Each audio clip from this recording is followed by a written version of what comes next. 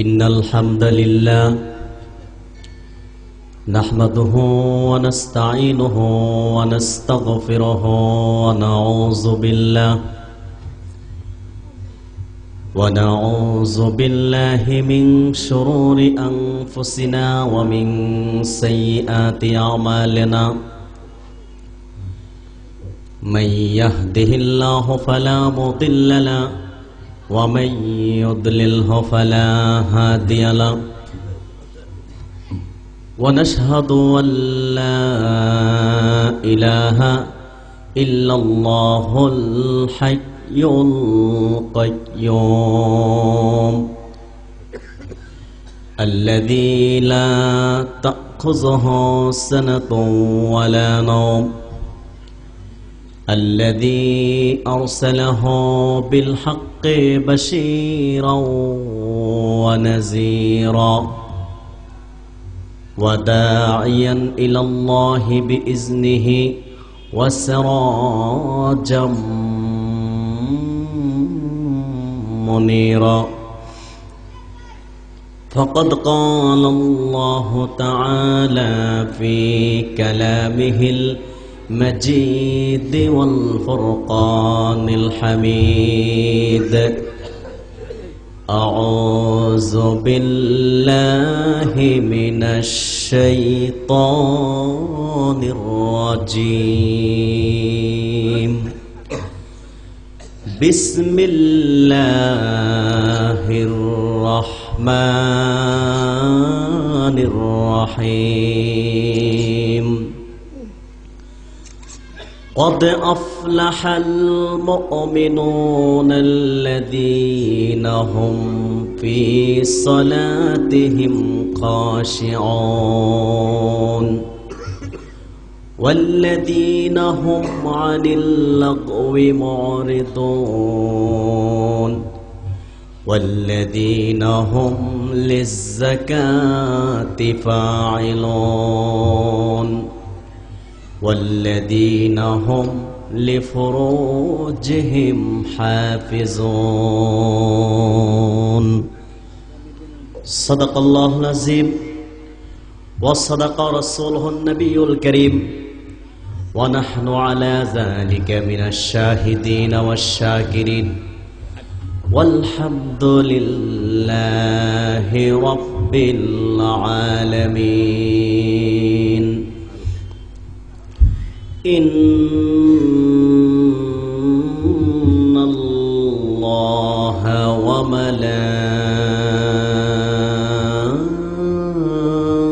وملائكته يصلون على النبي يا أيها الذين آمنوا صلوا عليه وسلموا تسليما اللهم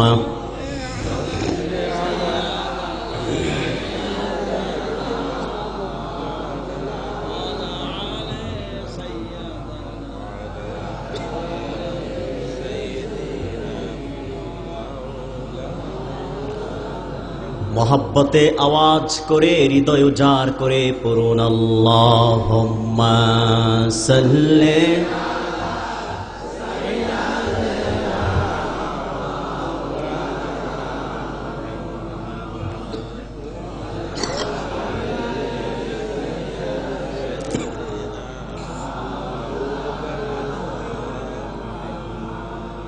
ज़ियारत में मदीना की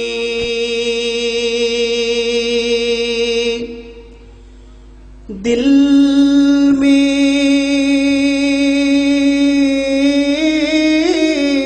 है तमन्ना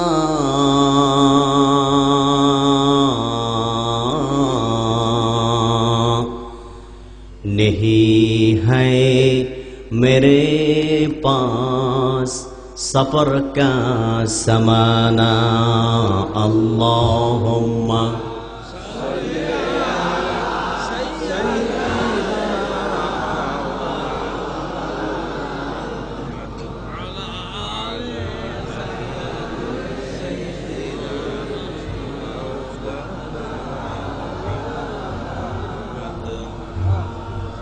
रूबा की हवाएं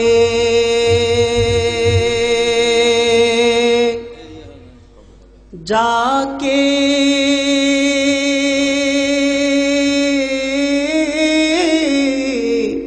मदीना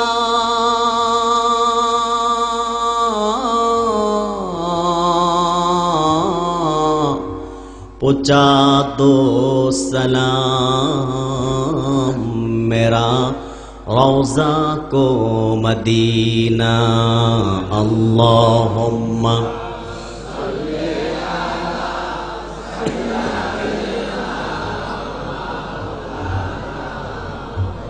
व अला आलि सय्यिदिना।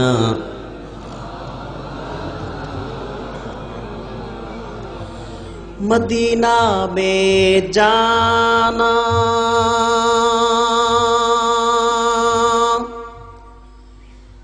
मदीना में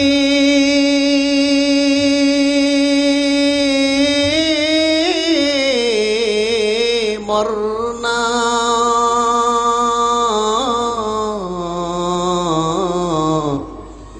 यही है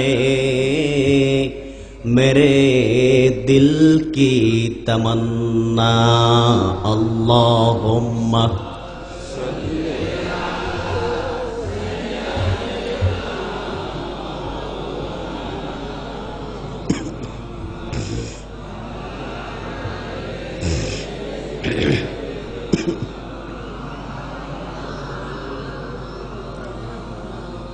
इश्क़े मोहम्मद जिस दिल में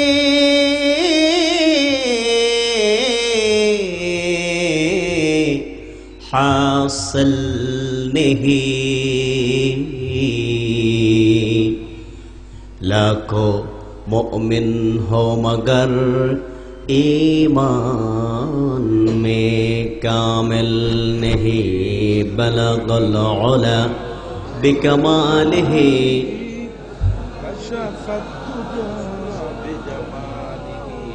हसनत जमीअ खिसालिही सल्लु अलैहि व आलिही। एकटू जिकिर करुन ला इलाहा ला इलाहा इल्लल्लाह ला इलाहा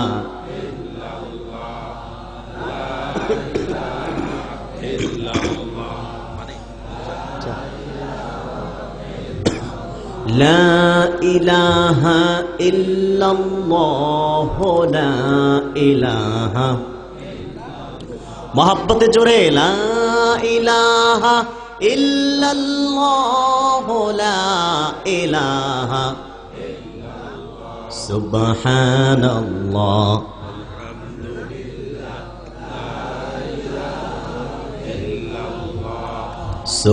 सुब्हानल्लाह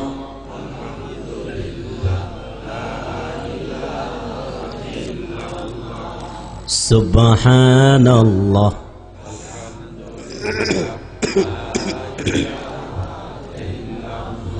তোমার জিকির করি খুদা প্রভাত বেলায় পাখি গাছের ডালে শুনিতে পাই করে ডাকা ডাকি হৃদয় জোরে সুরে সুরে হৃদয় জোরে সুরে সুরে সবাই বলে এক তুমি আল্লাহ লা ইলাহা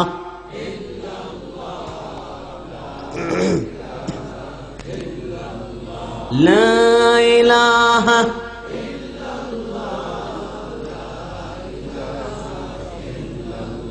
সুবহানাল্লাহ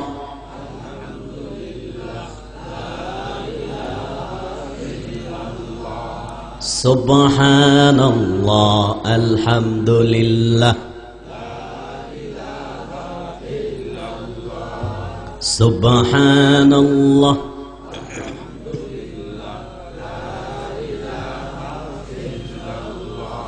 লা ইলাহা ইল্লাল্লাহু মুহাম্মাদুর রাসূলুল্লাহ সাল্লাল্লাহু আলাইহি ওয়াসাল্লাম। পাথরঘাটা যুব সমাজের আয়োজনে পঞ্চম বার্ষিক পাথরঘাটাকে আয়োজিত 2 দিনব্যাপী তাফসিরুল কোরআন মাহফিলের আজকের প্রথম দিনের সম্মানিত প্রধান অতিথি ডাক্তার নজরুল ইসলাম সাহেবের সুযোগ্য পুত্র আলহাজ হযরত মাওলানা সৈয়দ জাফর আহমেদ ওসমানী, গোপালগঞ্জ। উপস্থিত ওলামায়ে কেরাম, তো যারা এসেছেন, আবার আপনাদের মতন হাজার হাজার জনতা রাস্তায়, দোকানে, পাটে, আড্ডায় লিপ্ত আছে না নাই? তো যারা এসেছেন আর যারা আসে নাই, এই 2 দলের মধ্যে পার্থক্য আছে না নাই? অনেক পার্থক্য আছে। যারা এসেছেন কোরআন শুনতে, কোরআন শিখতে, হাদিস শিখতে, কোরআন সুন্নাহর মহব্বতে, আল্লাহ এবং তার হাবিবের মহব্বতে, তারা হচ্ছেন সৌভাগ্যবান। আল্লাহ তাআলা তাদেরকে দান করবে পুরস্কার। আর যারা আসে নাই তারা বঞ্চিত, ঠিক না? তো যারা এসেছেন, হাদিস পাকে তাদের 5টি পুরস্কারের ঘোষণা পাওয়া যায়। যারা কোরআন শুনতে যায় তাদের 5টি পুরস্কার আছে। কয়টি? জোরে বলতে হবে, কয়টি? আপনারা হাজার হাজার মানুষ, আস্তে কথা বলেন কেন? কণ্ঠ ছেড়ে কথা বলবেন। কয়টি পুরস্কার? 5টি। 600 মাইল দূর একটি শহর আছে যার নাম দামেস্ক শহর। কি শহর? সেই দামেস্কে আল্লাহর হাবিব বিশ্বনবী আমার হযরত মুহাম্মদ সাল্লাল্লাহু আলাইহি ওয়াসাল্লামের বিশিষ্ট সাহাবী হযরত আবু দারদা রাদিয়াল্লাহু তাআলা আনহু বসবাস করতেন। একদিন মদিনা থেকে একজন মানুষ 600 মাইল দূর পথ অতিক্রম করে দামেস্কে ছুটে গেল। আবু দারদার কাছে যে বললেন, ও আল্লাহর হাবিবের সাহাবী আবু দারদা, দীর্ঘ 600 মাইল দূর পথ অতিক্রম করে মদিনা থেকে দামেস্কে তোমার কাছে এসেছি কেবলমাত্র একটা উদ্দেশ্য নিয়ে। কয়টা উদ্দেশ্য? একটা উদ্দেশ্য নিয়ে এসেছি। সাহাবী আবু দারদা জিজ্ঞেস করলেন, কি উদ্দেশ্য তোমার? লোকটি জবাব দিলেন, শোনা রাখো সাহাবী, আমি শুনেছি তুমি আমার বিশ্ব নবী, নবী কুলের সম্রাট, আখিরি নবী, নূর নবী আমার হযরত মুহাম্মদ সাল্লাল্লাহু আলাইহি ওয়াসাল্লামের পবিত্র পাক নূরের জবানের একটি হাদিস মানুষকে তেলাওয়াত করে শোনাও। আল্লাহর কসম করে বলি আবু দারদা, মদিনা থেকে 600 মাইল দূর পথ অতিক্রম করে দামেস্কে এসেছি কেবলমাত্র তোমার জবান থেকে ওই হাদিসটা শোনার জন্য। আর আস্তে বলেন সুবহানাল্লাহ। একটি মাত্র হাদিস শুনতে গেলেন সাহাবীর কাছে কয় মাইল দূর? 600 মাইল। আর আপনারা কয় মাইল দূর থেকে এসেছেন? এখানে বাদ আসর থেকে না, বাদ আসর থেকে বয়ান শুরু হয়েছে। দেশ বরেণ্য আলেমগণ বক্তব্য দিয়েছে, তাদের বক্তব্যে অহরহ হাদিস তেলাওয়াত হয়েছে, ঠিক কিনা বলে? কিন্তু একটি হাদিস শুনতে সাহাবীর কাছে গেলেন 600 মাইল দূর। কয় সময়? বিশিষ্ট সাহাবী আবু দারদা ডাক দিয়ে বললেন, শুনে রাখো আল্লাহর বান্দা, আমি আমার বিশ্ব নবী, নবী কুলের সম্রাট, আখিরি নবী, নূর নবী আমার হযরত মুহাম্মদ সাল্লাল্লাহু আলাইহি ওয়াসাল্লামের পবিত্র পাক নূরের জবান থেকে শুনেছি, তিনি বলেছেন, ইমানদার কোন বান্দা যখন কোরআন ও হাদিসের মহব্বত নিয়া, কোরআন হাদিসের মহব্বতে কোরআন ও হাদিস শুনতে শিখতে কোন মাদ্রাসায় কিংবা মাহফিল সম্মেলনের দিকে বের হয়ে যায়, বান্দা যখন নিজের ঘর থেকে বের হয়ে সামনের দিকে কদম বাড়ায়, আল্লাহ পাক রব্বুল আলামিন বান্দার জন্য তৎক্ষণাৎ জান্নাতের রাস্তা সহজ ও সুগম বানায় দেন।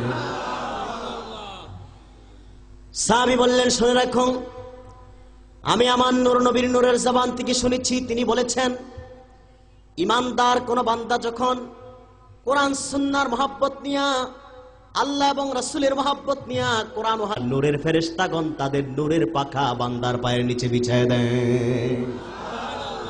তাহলে কোরআন শুনলে লাভ আছে না নাই? সর্বশক্তি দিয়ে বলতে হবে, কোরআন ও হাদিস শুনলে লাভ আছে না নাই? কোরআন যদি শুনতে হয়, শিখতে হয়, প্রথম যেতে হবে কোরআন সুন্নাহ শিখা। কোরআন শিখা, হাদিস শিখার প্রাণ কেন্দ্র হচ্ছে মাদ্রাসা, ঠিক কিনা বলেন? তারপরে হচ্ছে ইসলামী মহাসম্মেলন, তাফসিরুল কোরআন মাহফিল, ওয়াজ মাহফিল, হক্কানি পীরের দরবার, হক্কানি পীরের খানকা, ঠিক কিনা বলেন? অতএব কোরআন শুনলে লাভ আছে না নাই? মার্কিন প্রেসিডেন্ট যখন আমাদের বাংলাদেশ আসে বা অন্যান্য দেশের, তাকে বরণ করা হয় কি দিয়ে? হ্যাঁ, লাল গালিচা। আপনারা জানেন এই লাল গালিচার দাম কত? সামান্য পৃথিবীর তৈরি একটি বস্তু, যদি হয় লাখ টাকা, না হয় এটা যদি সিঙ্গাপুর তারপরে বিভিন্ন রাষ্ট্র ঘুরে যদি আসে, এটা দাম হবে 10 লাখ, না হয় 1 কোটি, ঠিক কিনা? কিন্তু খোদার কসম করে বলি বন্ধুরা আমার, কোরআন শুনতে, হাদিস শুনতে যারা এসেছেন, আপনার নূরের, আপনার পায়ের নিচে আল্লাহ তাআলার ফেরেশতাগণ যেই নূরের পাখা বিছায় দিয়েছে, সেই পাখা একটি ডানা, এক দুনিয়া, গোটা দুনিয়া যদি একবার নয় কয়েক কোটি বার বিক্রি করা হয়, তাহলেও একটি ডানার মূল্য হবে না। তা আমাদের দাম বেশি না মার্কিন কুকুরদের দাম বেশি? অবশ্যই মুসলমানের দাম বেশি, ঠিক কিনা বলে? তো কোরআন শিখতে হলে, কোরআন শুনতে হলে ইসলামী মহাসম্মেলনের দরকার আছে, আছে না নাই বলে? বন্ধুরা আমার, ভাইয়ের আমার, কোরআন পাক থেকে আমি সূরা মুমিনুন থেকে প্রথম কয়েকটি আয়াত তেলাওয়াত করেছি। এই কয়েকটি আয়াতের উপর মুফাসসিরগণের অভিমত আমি আপনাদের সামনে তুলে ধরার চেষ্টা করব, যেন আল্লাহ তাআলা তৌফিক দান করে। বলেন আল্লাহুম্মা আমিন। আল্লাহ তাআলা সূরা মুমিনুনের শুরুতেই ঈমানদার মুমিন ব্যক্তিকে সফল বললেন। কি বললেন? কথা বলেন। সফল বললেন, কদ আফলাহাল মুমিনুন, অবশ্যই সফল কাম হয়েছে মুমিনগণ। সুবহানাল্লাহ বলবেন না? মুমিনদেরকে আল্লাহ সূরার শুরুতেই বললেন সফল, ঘোষণা দিয়ে দিলেন মুমিনরা সফল, ঠিক কিনা? সফল মানে কি বোঝেন? দুনিয়ায় কোনো চিন্তা নাই, পরকালে আযাব, ঠিক কিনা বলেন? যাদের দুনিয়ায় নাই কোনো ভয়, পরকালের কিছুই নয় প্রয়োজন, একমাত্র আল্লাহর জান্নাত, তারাই হচ্ছে সফল, ঠিক কিনা বলেন? আল্লাহ পাক রব্বুল আলামিন কোরআন পাকের সূরা আল মুমিনুনের শুরুতেই বলেছেন, কদ আফলাহাল মুমিনুন আল্লাযীনা হুম ফি সালাতিহিম খাশিউন। আল্লাহ পাক বলেন, অবশ্যই সফল কাম হয়েছে মুমিনগণ, যারা তাদের নামাজে বিনয়ী নম্র, যারা বিনয়ী নম্র নিজেদের নামাজে, তারাই হচ্ছে সফল কাম। সুবহানাল্লাহ কইবেন না? তারপর আল্লাহ তাআলা বলেন, ওয়াল্লাযীনা হুম আনিল লাগwi মু'রিদুন ওয়াল্লাযীনা হুম লিয-যাকাতি ফাইলুন। যারা অনর্থক কথাবার্তায় নির্লিপ্ত, খারাপ বেহুদা গীবত শিকায়াত থেকে নিজেকে সব সময় বারণ করে, বঞ্চিত রাখে। ওয়াল্লাযীনা হুম লিয-যাকাতি ফাইলুন, যারা যাকাত দানে সক্রিয়, স্বইচ্ছায় জান মালের যাকাত আদায় করে। সুবহানাল্লাহ। তারপর আল্লাহ তাআলা বলেন, ওয়াল্লাযীনা হুম লিফুরুজিহিম হাফিজুন, যারা যৌনাঙ্গকে সংযত রাখে, ইল্লা আলা আজওয়াজিহিম আও মা মালাকাত আইমানুহুম ফাইন্নাহুম গায়রু মালুমিন। যারা যৌনাঙ্গকে সংযত রাখে, নিজেদের স্ত্রী অধিকারভুক্ত দাসীগণ ব্যতীত, ইহাতে তাহারা নিন্দনীয় হবে না। ফামান ইবতাগা ওয়ারাআ যালিকা ফাউলাইকা হুমুল আদুন। এর বাহিরে যদি কেউ কাউকে কামনা করে সে হবে সীমা লঙ্ঘনকারী। তারপর আল্লাহ রাব্বুল আলামিন বলেন ওয়াল্লাযীনা হুম লিআমানাতিহিম ওয়া আহদিহিম রাউন। যারা আমানত প্রতিশ্রুতি রক্ষা করে, ওয়াল্লাযীনা হুম আলা সালাওয়াতিহিম ইউহাফিজুন। যারা নিজেদের নামাজের প্রতি যত্নবান থাকে, সতর্কবান থাকে, উলাইকা হুমুল ওয়ারিসুন। অধিকারী হবে তাহারাই, আল্লাযীনা ইয়ারিসুনাল ফিরদাউসা হুম ফিহা খালিদুন। অধিকারী হয়ে যাবে তাহারা জান্নাতুল ফিরদাউসের। কোন সুবহান। ভাইরা আমার, বন্ধুরা আমার, সূরা মুমিনুনের প্রথম 10টি আয়াত আল্লাহ পাক মুমিন ব্যক্তির 7টা বৈশিষ্ট্য উল্লেখ করেছেন। কয়টা? আমার কথা বুঝতে হলে কিন্তু হৃদয়ের কান দিয়ে শুনতে হবে, কারণ কিছু বক্তা এসে বসেই গান গজল শুরু করে দেয়, এই অভ্যাসটা আমার নাই। আমি অনুসরণ করি আমার শায়েখ আল্লামা ডক্টর এনায়েতুল্লাহ আব্বাসী পীর সাহেব জনপুরীকে।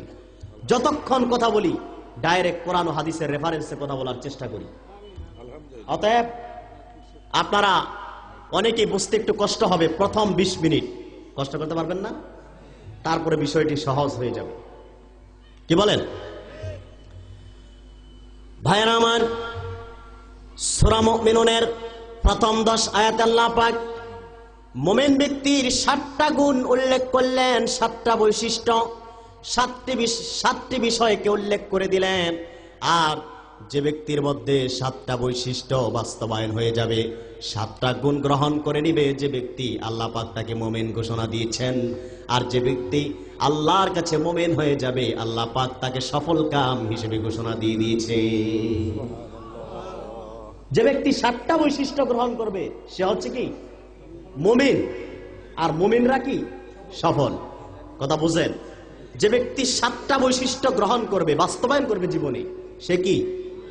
জোরে বলেন, মুমিন। আর মুমিন ব্যক্তিকে আল্লাহ বললেন কদ আফলাহাল মুমিনুন, অবশ্যই অবশ্যই সফল কাম মুমিনগণ। সুবহানাল্লাহ। ভাইরা আমার,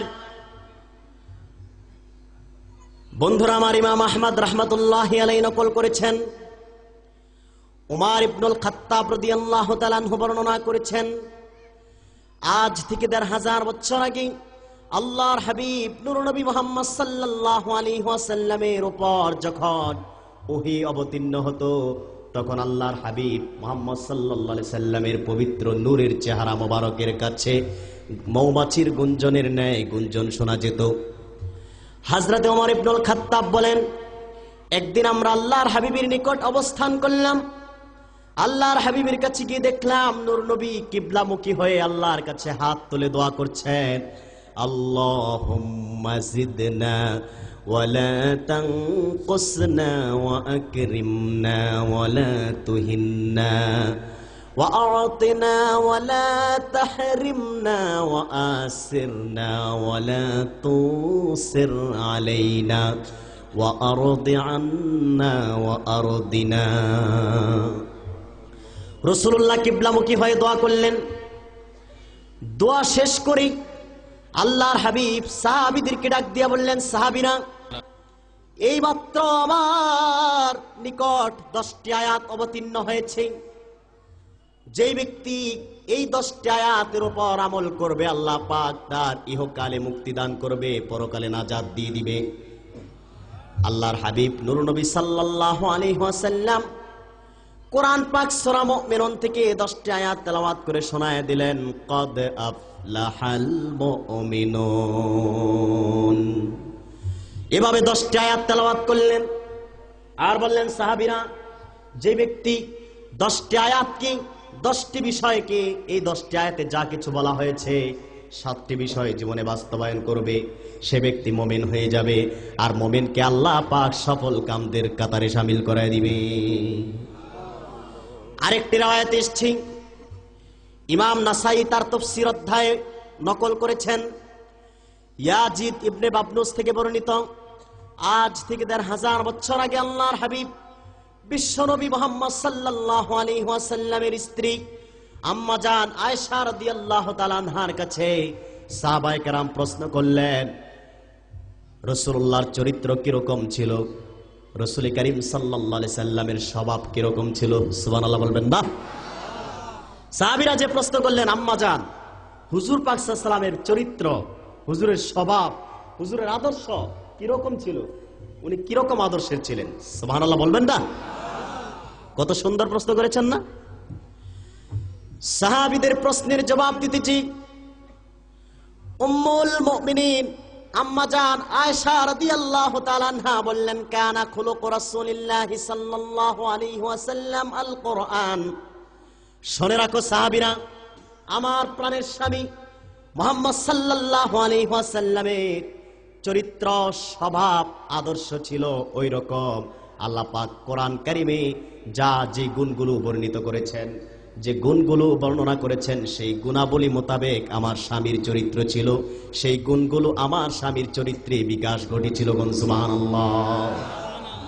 তাহলে যে ব্যক্তি সূরা মুমিনুনের প্রথম 10 আয়াতের 7টা বৈশিষ্ট্য গ্রহণ করবে, বাস্তবায়ন করবে, সে প্রকৃতপক্ষে আমার নূর নবীর আদর্শকেই গ্রহণ করে নিবে।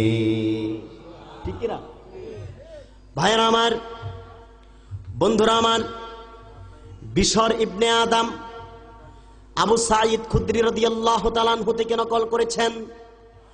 আবু সাঈদ খুদরি বর্ণনা করেছেন, আল্লাহর হাবিব বিশ্বনবী নূর নবী সাল্লাল্লাহু আলাইহি ওয়াসাল্লাম ইরশাদ করেছেন, খালাকাল্লাহুল জান্নাতা লাবিনাতাম মিন যাহাবিন ওয়া লাবিনাতাম মিন ফিদ্দাতিন ওয়া মুলাতুহাল মিশক। আল্লাহর হাবিব বলেছেন, আল্লাহ পাক জান্নাত সৃষ্টি করেছেন একটি স্বর্ণের ইট, একটি রূপার ইট দ্বারা। একটি স্বর্ণের ইট, একটি রূপার ইট, আর সেই জান্নাতের গাঁথুনি ছিল মিশকের। সুবহানাল্লাহ বলবেন না? সেই জান্নাত সৃষ্টি করে আল্লাহ পাক নিজ হাতে সেই জান্নাতে বৃক্ষরোপণ করলেন। আর জান্নাতকে প্রশ্ন করলেন, জান্নাত তুমি আমার সঙ্গে কথা বলো। জান্নাত আল্লাহর সঙ্গে কথা বলতে যে বললেন, কদ আফলাহাল মুমিনুন, অবশ্যই আল্লাহ সফল কাম হয়েছে মুমিনগণ। আওয়াজ দিয়ে বলুন সুবহানাল্লাহ। ভাইরা আমার, আরেকটি রওয়ায়াত শোনায় দেই। হাফিজ আবুল কাসিম তাবরানী রাহমাতুল্লাহ তিনি নকল করেছেন, আল্লাহ রাব্বুল আলামিন যখন আদম নামক জান্নাত সৃষ্টি করলেন, কোন জান্নাত? জান্নাতুল আদ। আদম নামক জান্নাত যখন সৃষ্টি করলেন, সেই জান্নাত আল্লাহ পাক এমন কিছু সুন্দর বস্তু রেখে দিলেন যা পৃথিবীর কোন চক্ষু দর্শন করে নাই, পৃথিবীর কোন কর্ণ শ্রবণ করে নাই, পৃথিবীর কোন অন্তর কোনদিন অনুভব করে নাই। এমন সৌন্দর্যে মণ্ডিত করে জান্নাতকে আল্লাহ সেই জান্নাতে বৃক্ষরোপণ করলেন। আল্লাহ পাক জান্নাতকে বললেন, জান্নাত তুমি কথা বলো। জান্নাত আল্লাহর সঙ্গে কথা বলতে যে বললেন, কদ আফলাহাল মুমিনুন। জান্নাত এই কথা বলার পর আকাশের নূরের ফেরেশতার দল জান্নাতের প্রতি উত্তরে, আদম নামক জান্নাতের প্রতি উত্তরে বললেন, তোবা লাকা মানজিলুল মুলুক, ধন্য তুমি, ধন্য তুমি বাদশাহগণের বাসস্থান। সুবহানাল্লাহ। তাহলে বিষয়টি বোঝার চেষ্টা করেন, মুমিনগণকে বললেন বাদশাহ, মুমিনরা কি কথা বলে না? আপনাদের কষ্ট হচ্ছে নাকি? আপনারা তো ওই সিলেটি মানুষের মতন বকিলামি শুরু করলেন নাকি? ভাইরা আমার, আল্লাহ পাক জান্নাতকে যখন প্রশ্ন করলেন, আদম নামক জান্নাতকে কথা বলতে বললেন, আদম নামক জান্নাত বললেন, কদ আফলাহাল মুমিনুন, অবশ্যই সফল কাম হয়েছে মুমিনগণ। আদম নামক জান্নাতের এই বক্তব্য শুনে ফেরেশতাগণ বললেন, তোবা লাকা মানজিলুল মুলুক, ধন্য জান্নাত, হে আদম নামক জান্নাত তুমি ধন্য, কেননা তুমি বাদশাহগণের বাসস্থান, উম্মতে মুহাম্মদীর যারা বাদশাহ হবে তাদের বাসস্থান হিসেবে আল্লাহ তোমাকে নির্ধারণ করেছে। অতএব মুমিনরা হচ্ছে বাদশাহ, ঠিক কিনা বলেন? একজন মুমিন ব্যক্তির পৃথিবীতে দাম না থাকতে পারে, মুমিনের টাকা কম থাকতে পারে, মুমিন ব্যক্তির ক্ষমতা কম থাকতে পারে, কিন্তু আল্লাহর কাছে গোটা পৃথিবীর চেয়ে তার দাম বেশি, ঠিক কিনা বলেন? একটা ইমানদার মুমিন দুনিয়ায় পরিশ্রম করে, দিন মজুর, সে সারাদিন পরিশ্রম করে রাতের খাবার জোগানোর জন্য, ঠিক কিনা? সমাজে তার কোনো মূল্য নাই, সমাজে তার কোনো দাম নাই, টাকা নাই, পয়সা নাই, ক্ষমতা নাই, কিছুই নাই, কিন্তু ব্যক্তিটা মুমিন, আল্লাহর আরশের চেয়ে দাম তার বেশি, ঠিক কিনা বলেন? অতএব মুমিন চিনার লক্ষণ আল্লাহ পাক কোরআনে দিয়েছেন, আর মুমিনের বৈশিষ্ট্য আল্লাহ উল্লেখ করেছেন।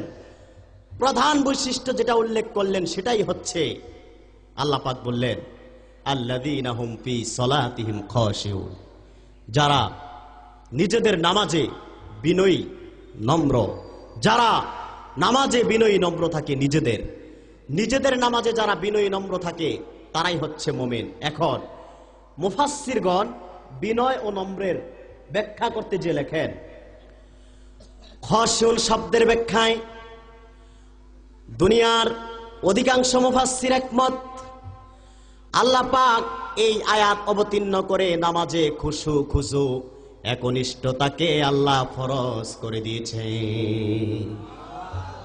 নামাজে খুশু খুজু কি ফরজ? এখন খুশু খুজু কি? আমরা নামাজ পড়ি, মশা আসে, ঠাস করে দেই বাড়ি, থাপ্পড়। আপনার হাতে মশা বসেছে, আপনি ঠাস করে থাপ্পড় দিলেন, দিয়ে বললেন ইস। আচ্ছা বলেন, এত ছোট্ট একটা মশাকে আপনি ঠাস করে মারলেন, আবার নিজে বলতেছেন ইস, এটা কি উচিত হয়েছে? এই মশারে মারার সাথে সাথে তো মশা বত্তাই হয়ে গেছে, ঠিক কিনা? আমরা এমন নামাজ পড়ি, কিন্তু সাহাবায়ে কেরাম রাসূল ১৫০০ বছর আগে কেমন নামাজ পড়তেন? হাদিস সাক্ষী, আমার নূর নবী সাল্লাল্লাহু আলাইহি ওয়াসাল্লাম ১৫০০ বছর আগে যখন নামাজ পড়তেন, একনিষ্ঠতা আর খুশুখুজুর সাথে নামাজ পড়ার কারণে নূর নবীর নূরের পা মোবারকের গিঁটগুলো ফুলে ভারী হয়ে যেত। আশিক রাসূল সাহাবীরা তা সহ্য করতে পারতেন না। সাহাবায়ে কেরাম চিৎকার করে আল্লাহর হাবিবকে জিজ্ঞেস করলেন, ক্বাদ গফারাল্লাহু লাকা মা তাকাদ্দামা মিন যামবিকা ওয়া মা তাআখারা। ইয়া রাসূলুল্লাহ, ইয়া হাবিবাল্লাহ সাল্লাল্লাহু আলাইহি ওয়াসাল্লাম, হুজুর, আল্লাহ রাব্বুল আলামিন আপনাকে নিষ্পাপ হিসেবে দুনিয়ায় প্রেরণ করেছেন, আপনার কোনো ভুলও নাই, গুনাহ নাই, কিছুই নাই, নিষ্পাপ হিসেবে আল্লাহ দুনিয়ায় পাঠিয়েছেন। নিষ্পাপ হওয়ার পরে আপনি সারা রাত দাঁড়ায়া দাঁড়ায়া, দীর্ঘক্ষণ দাঁড়ায় দাঁড়ায় কেন নামাজ পড়েন? আপনার নূরের পা গুলো ভুলে যায়, আমরা সহ্য করতে পারি না। আমার নূর নবী জবাব দিয়েছেন, রে সাহাবীরা শোনো, আফালা আকুনা আবদান শাকুরা, যে আল্লাহ পাক আমাকে নিষ্পাপ হিসেবে দুনিয়ায় প্রেরণ করেছেন, সে আল্লাহর শুকরগুজারি করার জন্য আমি খুশু খুজুর সাথে নামাজ আদায় করি, একনিষ্ঠতার সাথে আমি নামাজ পড়ি। আর একনিষ্ঠতার সাথে ইবাদত না করলে সেই ইবাদত আল্লাহর কাছে গ্রহণযোগ্য হবে। সেজন্য আপনারা যারা বসে আছেন এখানে, অনেক অধিকাংশ শ্রোতাই আমি জানি বসে আছেন, কোন বক্তার সুর কিরকম সেটা শোনার জন্য আসছেন। আমি কি খুব উচিত কথাটা বললাম? আছেন না এরকম অনেক? হ্যাঁ, অনেকে আছেন যে কোন বক্তার সুর কিরকম। আবার কিছু বক্তা আছে গজল টজল গায়ে শ্রোতাদেরকে গরম করতে পারে, ঠিক কিনা? বন্ধুরা আমার, ভাইয়েরা আমার, আপনি কোন বক্তার সুর কিরকম যাচাই বাছাই করতে আসছেন, কিন্তু উপরে বলতেছেন কোরআন শুনতে আসছেন, কোরআনের মহব্বতে আসছেন, এটা কিন্তু এক হলো না। কারণ আপনার হৃদয়ের খবর আমার রব্বুল আলামিন জানে। আল্লাহ পাক কোরআন পাকে বলেছেন, কুল ইন তুখফু মা ফি সুদুরিকুম আও তুবদুহু ইয়ালামুল্লাহ। হাবিব, দুনিয়ার মানুষকে জানায় দেন, ও দুনিয়ার মানুষেরা, তোমাদের অন্তরে যা কিছু আছে গোপন করো কিংবা প্রকাশ করো, গোপন রাখো কিংবা প্রকাশ করো, এই সব বিষয়ে আল্লাহ রাব্বুল আলামিন অবশ্যই জানে। অতএব আল্লাহকে ফাঁকি দেওয়ার কোন রাস্তা আছে? ভাইয়েরা আমার, খুশু খুজুর সাথে নামাজ কিভাবে পড়তে হবে? আপনি যখন নামাজ পড়বেন তখন মনে করতে হবে আপনি আল্লাহকে দেখতে পাচ্ছেন। সুবহানাল্লাহ বলবেন না? আল্লাহকে আপনি দেখতে পাচ্ছেন, সেজন্য আল্লাহর সামনে অমনোযোগী হয়ে নামাজ পড়লে নামাজ হবে না। ঠিক কিনা বলেন? ঠিক কিনা বলেন? আর আল্লাহকে যদি আপনি না দেখতে পান তাহলে মনে করবেন আপনার স্রষ্টা আপনাকে অবশ্যই দেখতে পাচ্ছে। ভাইয়েরা আমার, মুফাসসিরগণ লিখেছেন আজ থেকে ১৫০০ বছর আগে সাহাবায়ে কেরাম যখন নামাজ পড়তেন, নামাজের মাঝে মধ্যেই তারা আকাশের দিক দেখতেন, এদিক সেদিক তাকাতেন।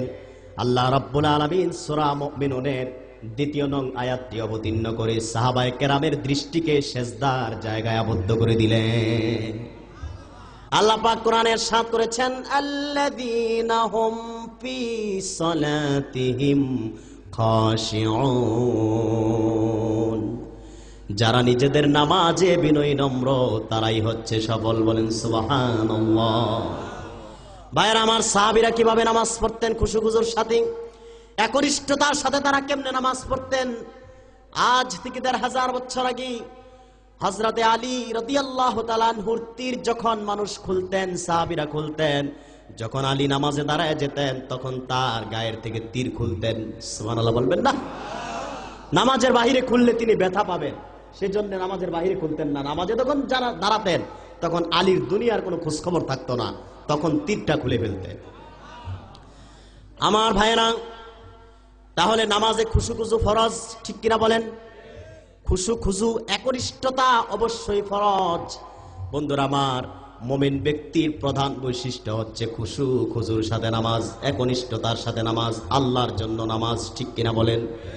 আল্লাহর জন্য যদি নামাজ পড়েন, আল্লাহর জন্য যদি এক কাজ করেন, আল্লাহর জন্য যদি আজকের এই বসে থাকাটা হয়, কিয়ামতের দিন হতে পারে রে ভাই আমার আর তোমার নাজাতের ফয়সালা হয়ে যাবে। মুমিন ব্যক্তির চিনার উপায় আল্লাহ পাক কোরআনে বর্ণনা করেছেন। মুমিনকে কিভাবে আপনি মুমিন মনে করবেন? আমরা মনে করি দাড়ি টুপি জুব্বা পাগড়ি মিসওয়াক থাকলেই মুমিন। ঠিক কি? লোকটা দাড়ি আছে, পাগড়ি আছে, আমরা মনে করি মুমিন। কথা বলে না? দাড়ি টুপি আর পাগড়ি থাকলে যদি মুমিন হয় তো ভারতের মনমোহনকে কি বলবেন? হ্যাঁ, সে কি কাফের। ঠিক কিনা বলেন? অতএব দাড়ি টুপি থাকলেই মুমিন হওয়া যায় না। ঠিক কিনা বলেন? মুমিন চিনার লক্ষণ, মুমিন কিভাবে চিনবেন? কোরআন হাদিস দিয়ে যাচাই করবেন মুমিন কিনা। আল্লাহ পাক মুমিন চিনার জন্য কোরআনে বর্ণনা দিয়েছেন। সূরা আনফালের মধ্যে আল্লাহ ইরশাদ করেন, ইন্নামাল মুমিনুনা আল্লাযীনা ইযা যুকিরাল্লাহু ওয়াজিলাত কুলুবুহুম ওয়া ইযা তুলিয়াত আলাইহিম আয়াতুহু যাদাতুহুম ঈমানাও ওয়া আলা রাব্বিহিম ইয়াতাওয়াক্কালুন। আল্লাহ রাব্বুল আলামিন বলেন, নিঃসন্দেহে তাহারাই মুমিন যাদের সামনে আল্লাহর জিকির হয়, আল্লাহর স্মরণ হয়, আল্লাহর নাম উচ্চারণ হয়, সেই ব্যক্তির হৃদয়টা আল্লাহর ভয়ে কম্পন সৃষ্টি হয়ে যায়, তৎক্ষণাৎ সে আল্লাহকে ভয় করে। যে ব্যক্তি আল্লাহর জিকির হওয়ার সঙ্গে সঙ্গে, আল্লাহর উচ্চারণ হওয়ার সঙ্গে সঙ্গে আল্লাহকে ভয় করে, সেই হচ্ছে মুমিন। সুবহানাল্লাহ বলবেন না? তাহলে আমরা যদি মুমিন হয়ে থাকি, আমাদের দেশে, আমাদের সমাজে, আমাদের বাড়িতে, আমাদের ঘরে সব সময় তো আল্লাহর কথা স্মরণ হয়, হয় কিনা বলেন? কমপক্ষে 5টি ওয়াক্তে মসজিদে আজান হয়, আল্লাহর স্মরণ হয়। কেউ যদি আল্লাহকে ভয় করে থাকেন, আল্লাহর কথা শুনে, তাহলে কোনো বেনামাজি বাংলাদেশে থাকতে পারে না। ঠিক কিনা বলেন? 5 ওয়াক্ত নামাজে আজান হয়, আল্লাহর স্মরণ হয়। তা আল্লাহর যদি স্মরণ হয়, ইমানদার মুমিন চিনার লক্ষণ হচ্ছে আল্লাহর যখন জিকির হবে, আল্লাহর যখন স্মরণ হবে, বান্দা আল্লাহকে এতটাই ভয় করবে তার কলবে ভয়ে কম্পন সৃষ্টি হয়ে যাবে। ঠিক কিনা বলেন? তখন সে পাপ কাজ ছেড়ে দিবে। যত বড় জঘন্য পাপ কাজে থাকুক, আল্লাহর কথা স্মরণ হওয়ার সঙ্গে সঙ্গে সে কি করবে? ছেড়ে দিবে। তারপর আল্লাহ বলেন, ওয়া ইযা তুলিয়াত আলাইহিম আয়াতুহু যাদাতহুম ঈমানাও ওয়া আলা রাব্বিহিম ইয়াতাওয়াক্কালুন। আর যখন তাদের সামনে আল্লাহর কোরআনের আয়াতগুলো তেলাওয়াত হয়, আল্লাহর পবিত্র কালামের আয়াত তেলাওয়াত করা হয়, তখন তাদের ঈমানের প্রবলতা বৃদ্ধি পেতে থাকে, ঈমান ধীরে ধীরে শক্তিশালী হতে থাকে। কোন সুবহানাল্লাহ। তা আপনারা কি মুমিন? কথা বলে না। মুমিন আপনারা? তা আপনাদেরকে আমি শোনাচ্ছি কি? কোরআন শোনাচ্ছি না? তা আপনারা সুবহানাল্লাহ বলেন মরা মানুষের মতো। আপনারা শুনলেন, আল্লাহর কোরআন শুনলে ঈমানের শক্তি বাড়তে থাকে, ঠিক কি না? মুমিন ওই ব্যক্তি যার সামনে আল্লাহর কোরআন তেলাওয়াত হলে তার ঈমানের শক্তি বৃদ্ধি পায়। সেই ব্যক্তি কোরআন শুনে আল্লাহ ছাড়া কোন রাজ শক্তিকে সে ভয় করতে পারে না। সেই হচ্ছে মুমিন, ঠিক কিনা বলেন? নারায়ে তাকবীর, আল্লাহু আকবার। আল কোরআনের আলো, কোরআন হচ্ছে যেখানে আমরা সেখানে। সবাই হাত তুলে, দু হাত সবাই। ফেরেশতা ভিডিও করছে। কোরআন হচ্ছে যেখানে আমরা সেখানে, হাদিস হচ্ছে যেখানে আমরা সেখানে, আলেম ওলামা যেখানে আমরা সেখানে, কোরআন নাই যেখানে আমরা নাই সেখানে। আপনারা দেখেন না, ফেরেশতাকে দেখেন না, দেখেন ভালো করে দেখেন। হাদিস নাই যেখানে আমরা নাই সেখানে, আলেম ওলামা নাই যেখানে আমরা নাই সেখানে। নারায়ে তাকবীর। ভাইরা আমার, নিঃসন্দেহে সেই হচ্ছে মুমিন যার সামনে আল্লাহর যখন স্মরণ হবে, যত বড় পাপ কাজ করুক আল্লাহর ভয়ে সে পাপ কাজটা ছেড়ে দিবে। ঠিক কিনা বলেন? আমি একটি দৃষ্টান্ত দিব মুমিন চিনা হাদিস থেকে দিই। সরাসরি সহিহ মুসলিমের হাদিস, রিয়াদুস সালিহিন প্রথম খণ্ডে জগৎ বিখ্যাত মুহাদ্দিস আল্লামা ইমাম নববী রাহমাতুল্লাহ হাদিসটি নকল করেছেন ইখলাসের ব্যাখ্যায়। ভাইয়েরা আমার, ইমাম নববী রাহমাতুল্লাহি আলাইহি নকল করেছেন ওমর ইবনুল খাত্তাব রাদিয়াল্লাহু তাআলা আনহু থেকে বর্ণিত, আল্লাহর হাবিব বলেছেন, সাহাবায়ে কেরাম, তোমাদের পূর্বের যুগে 3 জন মানুষ ছিল। কয়জন মানুষ? 3 জন মানুষ ছিল। তারা পথ চলতে চলতে রাত্র হয়ে গেল। রাত্রি যাপন করার জন্য একটি পাহাড়ের গুহায় প্রবেশ করল। 3 জন ব্যক্তি যখন পাহাড়ের গুহার মধ্যে প্রবেশ করলেন,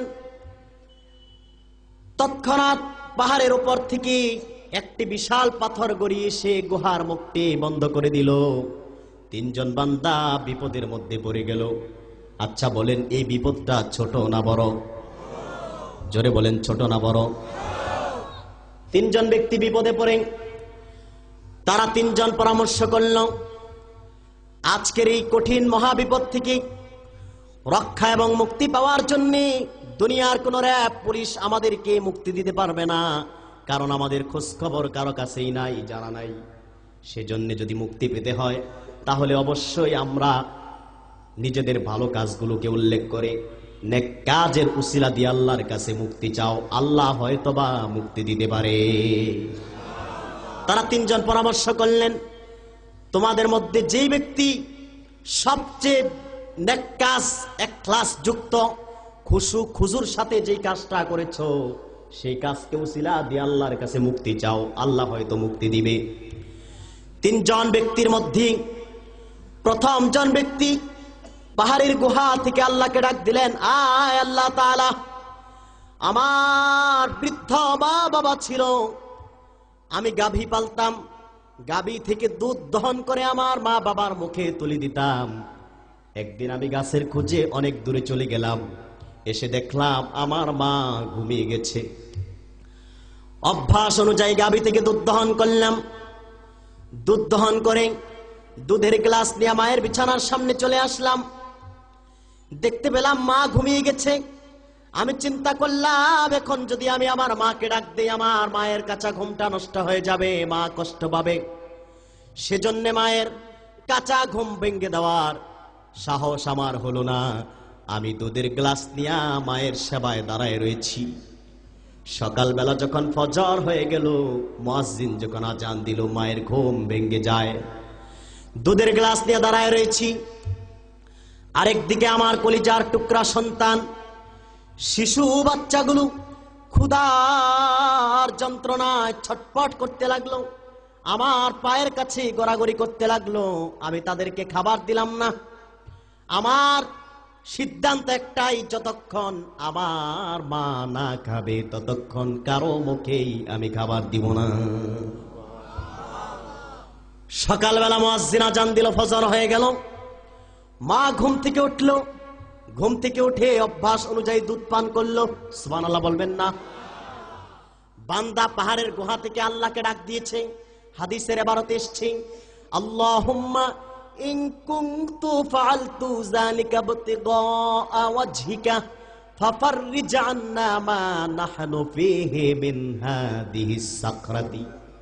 বান্দা আল্লাহকে ডাক দিল, আয় আল্লাহ তাআলা, আমি এই মায়ের সেবাটা সারা দিন পরিশ্রম করেছি, দুর্বল শরীর নিয়ে মায়ের সেবায় দুধের গ্লাস নিয়ে দাঁড়ায় রয়েছি। যদি আমার মায়ের সেবাটা তোমার খুশির জন্য একনিষ্ঠ চিত্তে হয়ে থাকি, ইখলাসের সাথে করে থাকি, আজকে আমি যে বিপদে পড়েছি, পাহাড়ের গুহার বিপদ থেকে তুমি আমাদেরকে মুক্তির রাস্তা বের করে দাও। আওয়াজ করে বলুন সুবহানাল্লাহ। বান্দা যখন তার মায়ের সেবাকে উসিলা দিয়া আল্লাহর কাছে মুক্তি চাইলেন, আল্লাহ পাক রব্বুল আলামিন পাথরটি একটু সরায় দিলেন, কিন্তু যতটুকু জায়গা হল এই জায়গা দিয়ে তিনজন ব্যক্তি বের হওয়া সম্ভব। ব্যক্তি ছিল কয়জন? মূলত হাদিসটি বলতেছি আমি, মোমেন চিনার লক্ষণ কি সে বিষয়টি বুঝাবার জন্য এই দীর্ঘ হাদিসটি তেলাওয়াত করতেছি। কষ্ট হচ্ছে আপনাদের? ভাইয়েরা আমার, মায়ের সেবায় বান্দা আল্লাহর কাছে দোয়া করলেন, পাথরটা একটু সরল, তাহলে মায়ের সেবার মূল্য আছে না নাই? মায়ের সেবা দরকার আছে না নাই?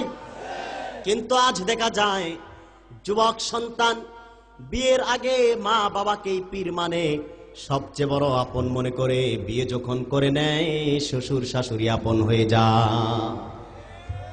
ঠিক কিনা বলে? আছে না এরকম পুরুষ? শ্বশুর শাশুড়ি আপন হয়ে যায়, মা বাবা পর হয়ে যায়। ভাইরা আমার, সেজন্য মায়ের সেবাকে আল্লাহ পাক কোরআন কারিমে করার জন্য বান্দার প্রতি নির্দেশ দিয়েছেন। আল্লাহ পাক কোরআনের সাথ করেছেন, ওয়াকাদা রাব্বুকা আল্লা তা'বুদু ইল্লা ইয়াহু ওয়া বিল ওয়ালিদাইনি ইহসানা। আল্লাহ রাব্বুল আলামিন বলেছেন, আমার বান্দাগণ, তোমরা আমার ছাড়া কারো ইবাদত করবে না, কারো দাসত্ব, কারো গোলামি, কাউকে সিজদা করবে না, কাউকে কেউ অন্যায় করলে তাকে প্রশ্রয় দিবা না, ঈমান নষ্ট করবা না, কাউকে মানতে যে নিজেদের ঈমান হারাবে না। ভাইয়েরা আমার, আল্লাহ পাক বললেন আল্লাহ ছাড়া কারো ইবাদত করতে নিষেধ করলেন। আর তৎক্ষণাৎ আল্লাহ বললেন, তোমরা তোমাদের মা বাবার সাথে সৎ ব্যবহার করবা, ভালো আচরণ করবা, তাদের সেবা করবা। কোন সুবহানাল্লাহ। হাদিস সাক্ষী আল্লাহর হাবিবের সাথ করেছেন, عن ابن عباس أن رسول الله صلى الله عليه وسلم قال ما من ولد بار ينظر والديه نظر رحمة إلا كتب الله له بكل نظرة حجة مبرورا। আল্লাহর হাবিবের সাথ করেছেন, যদি কোনো নেককার সন্তান তার মা বাবার চেহারার দিকে একটিবার দয়ার দৃষ্টি দিয়া তাকায়, আল্লাহ পাক তৎক্ষণাৎ বান্দার আমল নামায় একটি কবুল হজ্জের সওয়াব লিখে দেন। সাহাবায়ে কেরাম প্রশ্ন করলেন, ওয়া ইন্না যারা কুল্লা ইয়াউমিন মিয়াতা মাররা, হুজুর, কোন সন্তান যদি দৈনিক 100 বার বাপ মার দিক তাকায়, আল্লাহ কি 100 কবুল হজ্জের সওয়াব দিবে নাকি? রাসূলুল্লাহ বললেন, ক্বালা নাআম, আল্লাহু আকবার ওয়া আতয়াব।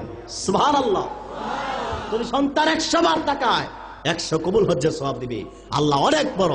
100 কবুল হজ্জের সওয়াব দিলে সওয়াবের ভান্ডারে কোনো অকুলান ঘটবে না। সুবহানাল্লাহ। তাহলে বাপ মার সেবা দরকার আছে না নাই? জোরে বলতে হবে, আছে না নাই? বান্দা ছিল কয়জন? কয়জন ব্যক্তি ছিল? ভুলে গেছেন? আমার ওয়াজ যদি ভুলে যান, আমি যাওয়ার পরে আমি থাকতে না, তা বুঝতে পারছি।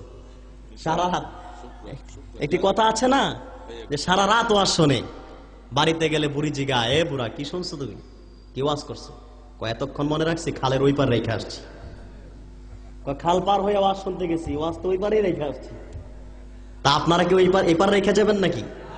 কিছু বাড়িতে নিয়ে যাবেন, ঠিক কিনা বলেন? মনে রাখতে হবে। ভাইয়ের আমার,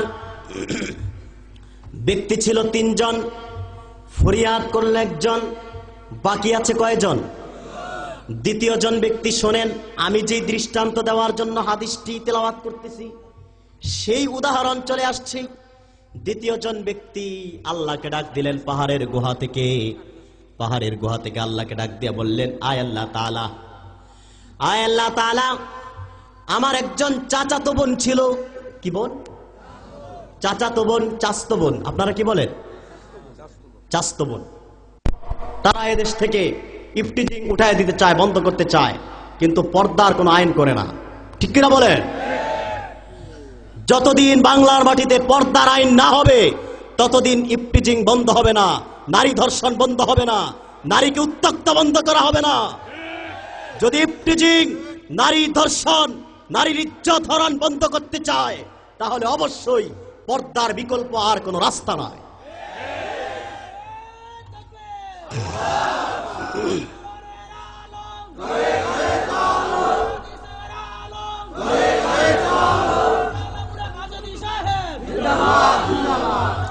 ভাইরা আমার, যুবকটি বলেন, আমার একজন চাচাতো বোন ছিল। আল্লাহ, চাচাতো বোনকে আমি খুব ভালোবাসতাম, এমন ভালোবাসতাম যেমনটি পুরুষেরা মহিলাদেরকে ভালোবাসে। একদিন আমি তার থেকে আমার খাহেশ মিটাবার চেষ্টা করলাম, সে আমাকে বাধা দিল। অনেকদিন পর দুর্ভিক্ষ এসে তাকে পর্যদস্ত করে দিল। যুবতী তরুণী আমার চাচাতো বোন আমার কাছে অসহায় অবস্থায় আসলো। যখন আমার কাছে সে আসলো, আমি তাকে 120টি স্বর্ণ মুদ্রার বিনিময়ে তার দেহটা উপভোগ করার জন্য কন্ট্যাক্ট করে নিলাম, চুক্তি করে নিলাম। সেও রাজি হয়ে গেল। ফাং সারাফতু আনহা। ভাইয়ের আমার, হাদিসের বারতে এসেছে, যুবকটি বলেন, যখন আমি তার সাথে খারাপ কাজে লিপ্ত হয়ে গেলাম। আরেকটি রাওয়ায়াতে এসেছে, যখন আমি তার 2 পায়ের মাঝে উঠে বসলাম। যুবতী তরুণী চাচাতো বোন, ভালোবাসার মানুষটি ডাক দিয়া বললেন, ইয়া আব্দুল্লাহ ইত্তাকিল্লাহ, হে আল্লাহর বান্দা, যুবক, তুমি আল্লাহকে ভয় করো। জোরে কন্যা সুবহানাল্লাহ। খারাপ কাজ যখন শুরু হয়ে যাবে তখন বললেন, ইত্তাকিল্লাহ, তুমি আল্লাহকে ভয় করো। সুবহানাল্লাহ বলবেন না? ইত্তাকিল্লাহ, তুমি আল্লাহকে ভয় করো। ওয়ালা তুফতিল খাতামা ইল্লা বিহাক্কিহি, আর অন্যায় ভাবে আমার কৌমার্য নষ্ট করো না, আমাকে ছেড়ে দাও।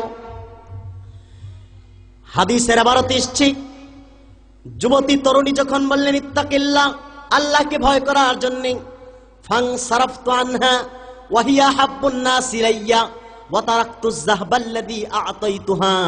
যুবকটি বলেন, আমি তাকে তৎক্ষণাৎ ছেড়ে দিলাম। যখন ইত্তাকিল্লাহ বললেন, আল্লাহকে ভয় করার জন্য, আল্লাহর জিকির যখন করা হলো, আল্লাহর স্মরণ যখন করা হলো, আমি তৎক্ষণাৎ তাকে ছেড়ে দিয়েছি। আল্লাহর ভয় অন্তরে পোষণ করেছি। আয় আল্লাহ তাআলা, আমি তাকে ছেড়ে দিয়েছি। কিন্তু সে আমার কাছে এতটাই প্রিয় ছিল, এতটাই মহব্বতের মানুষ ছিল, পৃথিবীতে তার চেয়ে বেশি আমি কাউকে ভালোবাসি নাই। এত ভালোবাসার পরেও আমি তাকে ছেড়ে দিয়েছি। আবার তাকে যে 120টি স্বর্ণ মুদ্রা দিয়েছিলাম সেটিও ক্ষমা করে দিয়েছি। রাব্বুল আলামিন, যদি এই কাজ তোমার ভয়ে, তোমার খুশির জন্য করে থাকি, এই খারাপ কাজ বর্জন করে থাকি, আজকে আমরা যে বিপদের সম্মুখীন হয়েছি, পাহাড়ের গুহা থেকে মুক্তির রাস্তা খুলে দাও। হাদিস সাক্ষী, দ্বিতীয় জন বান্দা যখন আল্লাহর কাছে জানার কাজ বর্জনকে উসিলা করে আল্লাহর কাছে মুক্তি চাইলেন, পাথরটি আরো একটু সরে গেল। আওয়াজ দিয়ে কোন সুবহানাল্লাহ। আর আল্লাহ কি বলেছেন? আল্লাহ রাব্বুল আলামিন বলেছেন, ওয়াল্লাযীনা হুম লিফুরুজিহিম হাফিজুন, যারা তাদের যৌনাঙ্গকে সংযত রাখে খারাপ থেকে। আল্লাহর কোরআনে যা হারাম করেছেন সেই হারাম থেকে যারা নিজেদের যৌন অঙ্গকে সংযত রাখে, স্ত্রী ব্যতীত, অধিকারভুক্ত দাসী ব্যতীত। ঠিক কিনা বলে? যুবকটি আল্লাহকে তৎক্ষণাৎ ভয় করলেন। আল্লাহ কোরআন কারীম সূরা আনফালে কি বলেছেন? ইন্নামাল মুমিনুনাল্লাযীনা ইযা যুকিরাল্লাহ ওয়াজিলাত কুলুবুহুম, নিঃসন্দেহে তাহারাই মুমিন যাদের সামনে আল্লাহর কথা স্মরণ হয়, তৎক্ষণাৎ তাদের হৃদয় আল্লাহর ভয়ে কম্পন সৃষ্টি হয়ে যায়। ঠিক কিনা বলে? মুমিন ব্যক্তি চিনার লক্ষণ উপায় পেয়েছেন আপনারা? বন্ধুরা আমার, ভাইরা আমার, আরেকটি ব্যক্তি, সেটি আমি বলতে চাচ্ছি না কারণ আমার সময় খুব কম, আমি আমার বিষয়টি বোঝাতে পারবো না। বন্ধুরা আমার, ভাইরা আমার,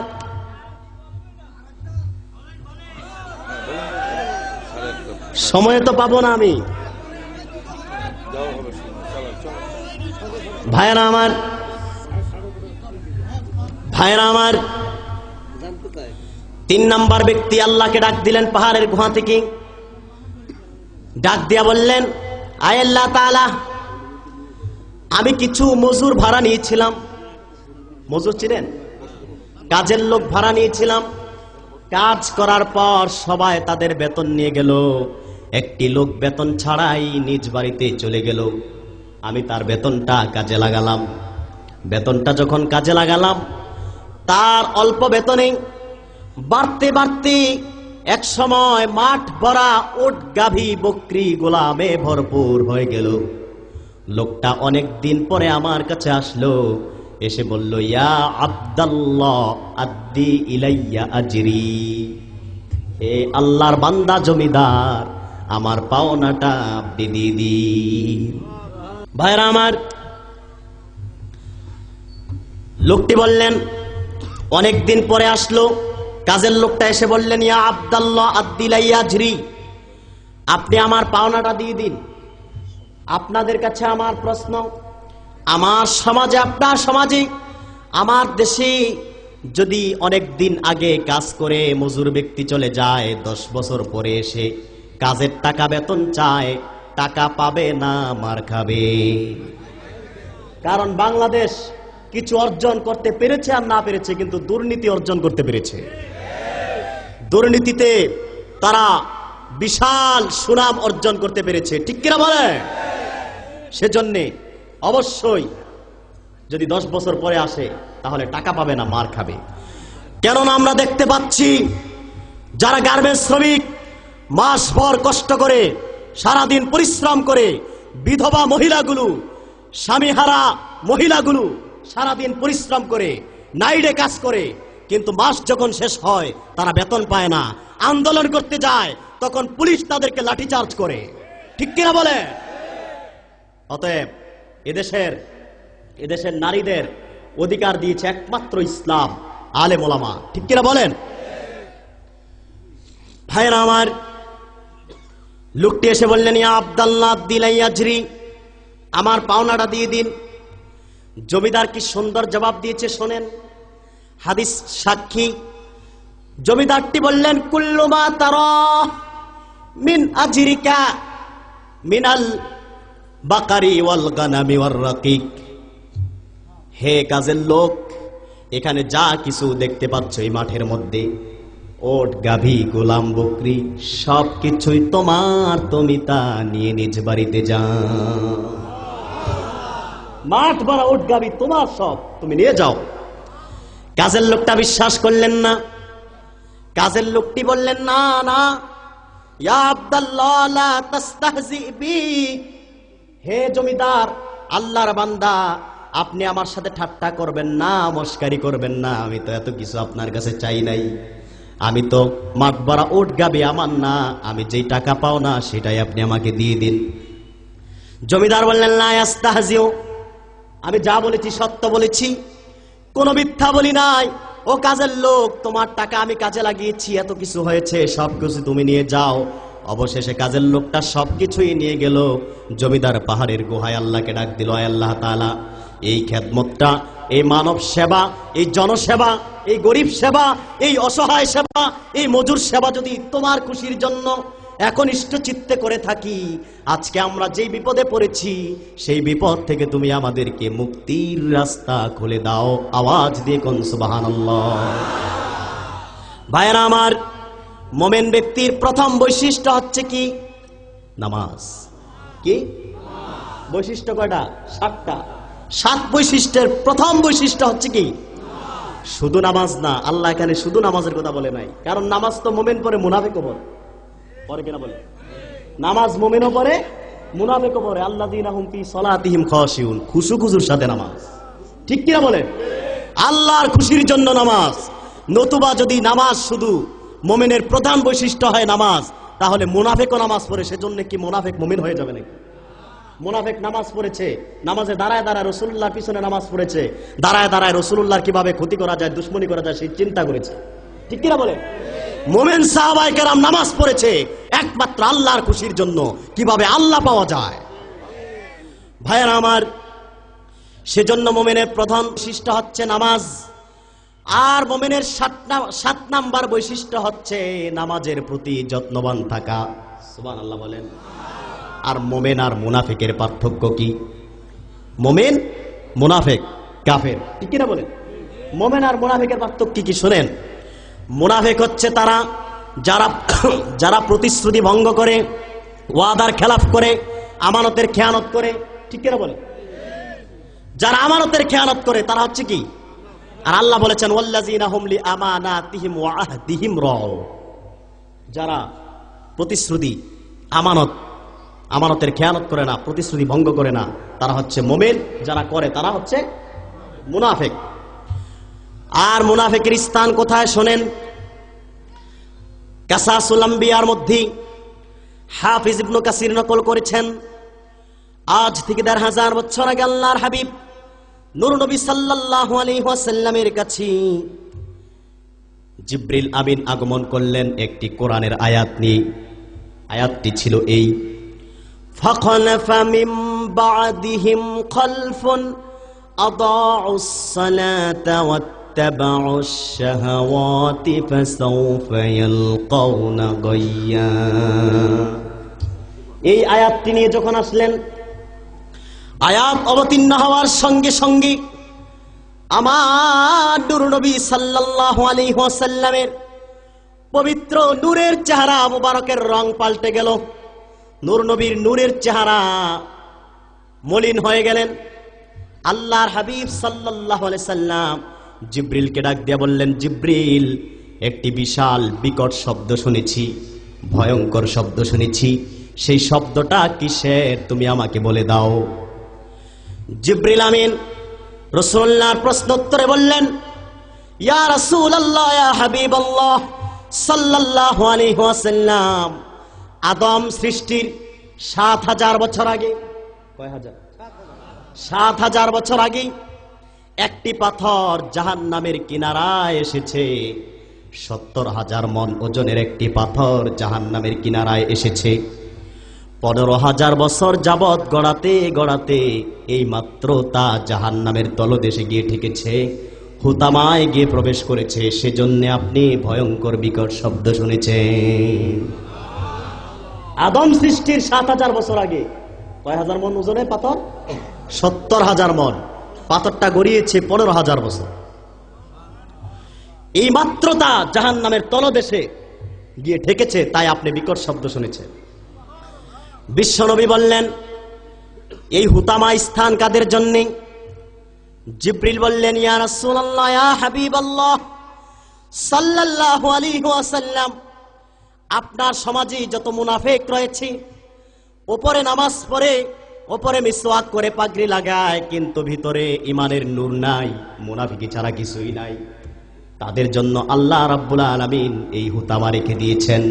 আর হুতামা কি জিনিস সেটার ব্যাখ্যা আল্লাহ কোরআন কারীম সূরা হুমাযায় দিয়েছে। সূরা হুমাযা আল্লাহ ইরশাদ করেন, ওয়াইলুল লিকুল্লি হুমাযাতিল লুমাযা আল্লাযী জামাআ মালাও ওয়া আদ্দাদা ইয়াহসাবু আন্না মালাহু আখলাদা কাল্লা লায়ুনবাযান্না ফিল হুতামা ওয়া মা আদরাকা মাল হুতামা নারুল্লাহিল মুকাদা। আল্লাহ প্রশ্ন করলেন, ওয়া মা আদরাকা মাল হুতামা, হাবিব হুতামা কি জিনিস আপনি জানেননি? নারুল্লাহিল মুকাদা, আল্লাহ প্রজ্বলিত এক অগ্নির নাম হচ্ছে হুতামা। সেই অগ্নির মধ্যে প্রবেশ করবে সমাজের মুনাফিকরা। তাহলে আমরা মুমিন হতে চাই, নেফাক থেকে বাঁচতে চাই, ঠিক কিনা বলেন? মুনাফিক কারা? মুনাফিক উপরে সুন্নি দাবি করে, মেসওয়াক করে, নামাজ পড়ে, রোজা রাখে, পাগড়ি লাগায়, কিন্তু রাসূলুল্লাহকে গালিগালাজ করা হয়। ব্লগাররা ব্লগে রাসূল কারীম সাল্লাল্লাহু আলাইহি ওয়াসাল্লাম নিয়ে কটূক্তি করে, তাদের বিরুদ্ধে কোনো বক্তব্য নাই, প্রতিবাদ নাই। তারা সুন্নি নয়, তারা কাদরি নয়, আশিকে রাসূল নয়, নিঃসন্দেহে তারা মুনাফিক, নাস্তিকদের দালাল, ঠিক কিনা বলে? নারায়ে তাকবীর, রাসূলের শত্রু, নারায়ে তাকবীর, আল কোরআনের আলো, তোমার নেতা আমার নেতা। বন্ধুরা আমার, ভাইয়েরা আমার, আমি বরগুনাবাসী পাথরঘাটার এই ময়দান থেকে বলে যাচ্ছি, ঈমান নিয়ে বেঁচে থাকবেন, কলবে নেফাককে স্থান দিবেন না। অল্প আমলে পরকালে নাজাত পেয়ে যাবে। রাসূলকে মহব্বত করবেন হৃদয় থেকে, ঠিক কিনা বলেন? রাসূল নিজের জীবনের চেয়ে রাসূলকে ভালোবাসতে পারলেই খাঁটি মুমিন হতে পারবেন, ঠিক কিনা বলেন? ভাইয়েরা আমার, বন্ধুরা আমার পরবর্তী আলোচক চলে এসেছে। আমি আপনাদের অনুরোধে এতক্ষণ কথা বলেছি। আমি বাংলাদেশের সব জায়গায় যে কথাটি বলে থাকি সেটি এখন বলেই শেষ করে দিচ্ছি। বাংলাদেশে সবচেয়ে বড় কাফের হচ্ছে কাদিয়ানীরা, যেটা নিয়ে আমাদের আন্দোলন, আর যেটা নিয়েই ডক্টর এনায়েতুল্লাহ আব্বাসী পীর সাহেব জৌনপুরীর বেশি দুশ্মন, ঠিক কিনা বলেন? অতএব সবচেয়ে বড় কাফের হচ্ছে কাদিয়ানীরা। কাদিয়ানীরা সবচেয়ে বড় কাফের এজন্যে তারা আমার নূর নবীকে শেষ নবী বলে মানে না, ঠিক কিনা বলেন? আমাদের দেশে অনেক দলাদলি আছে, এক পীরের মুরিদ আরেক পীরের মুরিদের সাথে ঝগড়া আছে। কাদিয়ানীদের ব্যাপারে আমাদের ঐক্য নাই কেন, ঠিক কিনা বলেন? কাদিয়ানীদের ব্যাপারে ঐক্য হওয়া দরকার আছে না নাই? আল্লাহ পাক আজ থেকে ১৫০০ বছর আগে আল্লাহর আখিরি নবী, নবী কুলের সম্রাট নূর নবী মুহাম্মদ সাল্লাল্লাহু আলাইহি ওয়াসাল্লামকে প্রেরণ করে নবুয়ত ও রিসালাতের দরজাকে তালা মেরে দিয়েছেন। যারা নবুয়তি দাবি করবে, নবী দাবি করবে, তারা অবশ্যই ভণ্ড, মুনাফিক, নাস্তিকদের দালাল। তাদের ব্যাপারে গোটা বাংলাদেশের সকল মুসলমান ডক্টর এনায়েতুল্লাহ আব্বাসী পীর সাহেব জৌনপুরীর নেতৃত্বে ঐক্যবদ্ধ হয়ে বাংলাদেশ সরকার থেকে কাদিয়ানীদেরকে রাষ্ট্রীয়ভাবে অমুসলিম ঘোষণার দাবি আদায় করতে হবে। এই ব্যাপারে যদি ডক্টর এনায়েতুল্লাহ আব্বাসী পীর সাহেব জৌনপুরীর নেতৃত্বে তাহরিকে খতমে নবুয়ত বাংলাদেশের আহ্বানে আপনাদেরকে ঢাকা শহরে আহ্বান করা হয়, কারা কারা রাসূলুল্লাহর মহব্বত নিয়ে ময়দানে নামতে রাজি আছেন? দুটো হাত তুলে আল্লাহকে দেখা।